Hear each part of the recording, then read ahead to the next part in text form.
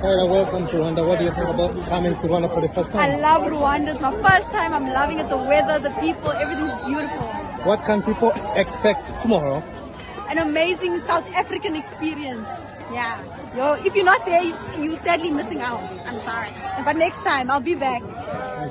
Right, so we're diving into something really exciting today. The meteoric rise of TYLA. Yeah. This 22-year-old South African artist, she's just exploding globally. And yeah, a recent Grammy win, a spot on the Victoria's Secret fashion show lineup.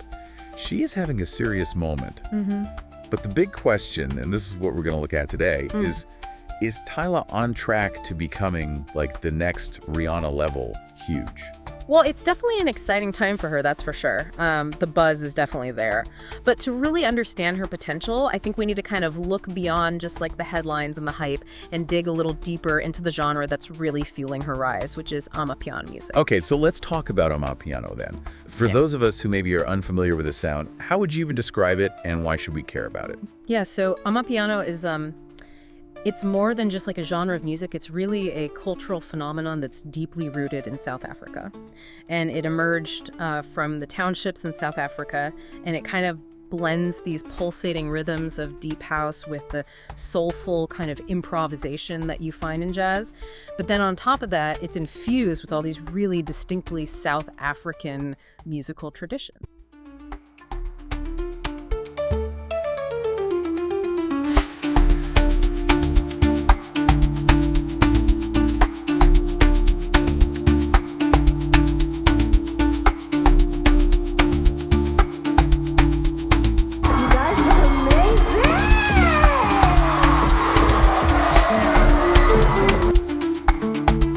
Okay, so I've heard it described as the sound of happiness. Yeah. Which is interesting because, you know, we're talking about TYLA's rise to fame, and it's not like it's been this easy road for her. Like, there's definitely a kind of grit beneath the glamour. Right. Yeah. I was reading this one article that was talking about how back in the day when she was still in high school, she would spend hours every single day recording these covers and her own original songs and uploading them to social media, like really, really grinding. So it wasn't just this overnight success story. Well, let me tell you a story about a girl and a boy. He fell in love with his best friend. When she's around, he feels nothing but joy. No, not at all. And I think that's something that often gets lost, you know, in the excitement of, you know, her more recent success. But her drive is, I mean, it's really undeniable. Even back then when she was posting those early tracks online, she was very vocal about wanting to achieve international stardom.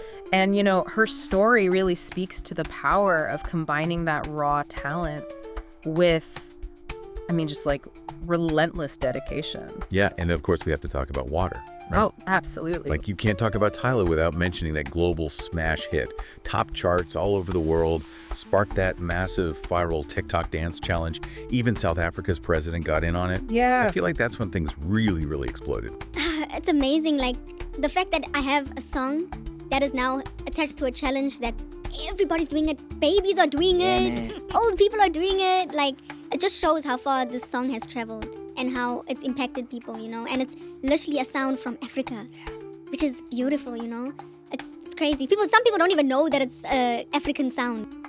I think so, yeah. Water was definitely a game changer. I mean, it so expertly captures that essence of Amapiano that we were just talking about, but it also like incorporates all these elements of global pop that make it so instantly catchy and danceable. You know, it makes you want to move. Yeah. But it also brings up kind of an important question, I think, which is, as Amapiano gains this wider appeal, can it hold on to its cultural identity? Can it hold on to its soul? Right. Because that's something that a lot of genres face as they kind of cross over into the mainstream. Totally, totally. And speaking of that, like, her debut album has been on repeat for me. Yeah. It's so good. And what really struck me about it was how she balances these themes of self-love and female empowerment with the realities of what it's like to navigate the music industry. But throughout it all, she still stays so true to her South African roots. Yeah, I mean, her debut album's success is undeniable, both critically and, you know, commercially. But I have seen some critics who say that while it really showcases her talent, it does feel like it plays it a little bit safe, especially in terms of the collaborations. Oh, Yeah, and it kind of feels like she maybe could have pushed the boundaries even further, maybe by featuring more African artists. And this tension that brings up, between honoring her heritage and aiming for that global appeal is a recurring theme in her journey, for sure. okay, let's unpack those collaborations then, because there's some interesting ones on there. Yeah. We have Jump with Gunna and Skillbang, which really leans into that whole global club sound. And then there's On My Body with Becky G, which is such a fun Latin-infused pop anthem. It's interesting you mentioned those two, because then on the other side you have a track like No, Oh, yeah. her collab with Thames, So good. another Nigerian artist who, killing it globally as well, which feels very rooted in that shared African heritage. It's such a powerful song, too. Right. Like musically, lyrically, it's just Yeah. like a moment. Yeah, for sure. And there's that lyric in No One where she says, "They told me I wouldn't make it, now they're calling my phone." Oh, yeah. It just feels like a whole statement, Yeah. Not just about her journey, but also about defying those expectations and representing for African artists on a global stage. Absolutely. Yeah. And I think that's what makes her story so compelling, right? It's like she's navigating this really complex landscape where you have this global appeal and this drive for cultural authenticity, and they're constantly intersecting. Totally. And it's not like she's shying away from it either. No, not at all. Like, she's owning it. So when he's reading this interview where she was talking about how she really wants to use her platform to create pathways for other African artists. Yeah. To kind of break into those international markets. They're bigger than her. Yeah. Yeah, totally. It's not just about her own success. And that really resonates with her fans, I think. And you can see that in how she incorporates elements of South African culture into her music videos, her performances. Remember when she was doing the water challenge? And she brought in those traditional dance moves? Oh, so good. That was brilliant. Yeah. Gave it this whole other layer, It did, yeah. It wasn't just this catchy tune anymore. It was this moment, this cultural moment. Exactly. And speaking of cultural moments, her upcoming performance at the Victoria's Secret fashion show. This is huge. Massive. Yeah. Like, she's sharing the stage with Blackpink's Lisa. I know. I mean, talk about a leap, right? That's major. And then there's the 2-city tour in South Africa that she has coming up. Right. And I saw tickets are selling for crazy prices. Really?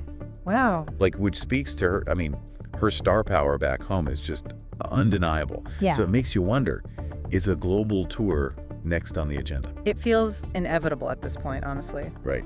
Which brings us back to, it all circles back to that initial question.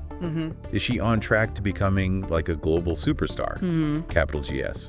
I think, it's interesting because we've seen other African artists obviously achieve incredible international success. Of course, yeah. WizKid, Burna Boy, Thames, like we were saying. Yeah. But TYLA's trajectory does feel different somehow. It does, yeah. And I wonder if that's partly because she is being positioned very intentionally as a pop artist. It's true, yeah. Someone who can appeal to this massive global audience. And her sound, too. The way she blends those Amapiano rhythms with, those instantly recognizable pop sensibilities, it feels very of the moment, Yeah. Like, it's what people are craving right now. Totally. Something that feels fresh and authentic and also kind of pushes boundaries. And I think that gets to something really crucial here, which is that the very definition of a pop star is changing. It's not limited to a specific sound. Right. Or even a specific place anymore. It's way more open now. I think audiences today, they're embracing diversity. For sure. Artists who are pushing those boundaries, who are a reflection of how interconnected our world really is. And that is so interesting to think about, because with Amapiano, you have this sound that is so infectious, so rich in culture. It makes you want to dance, but it also tells a story.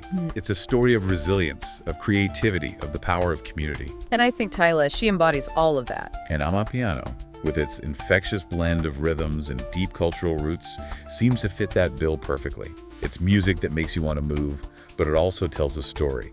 a story of resilience, creativity, and the power of community. And TYLA embodies that story. She's not just a talented singer, she's a cultural ambassador, introducing the world to a sound and a culture that has been vibrant and evolving for years. Her journey, her success, it could signify a turning point, a moment where the center of the pop music universe shifts, embracing a wider range of voices and sounds. It's an exciting prospect, and one that I, for one, am eager to witness. One thing's for sure. You won't want to miss seeing how the story unfolds. Absolutely. This is going to be fascinating to watch. All right, everyone, that's our deep dive on TYLA and the global rise of Amapiano. Oh, well, you're very lucky then.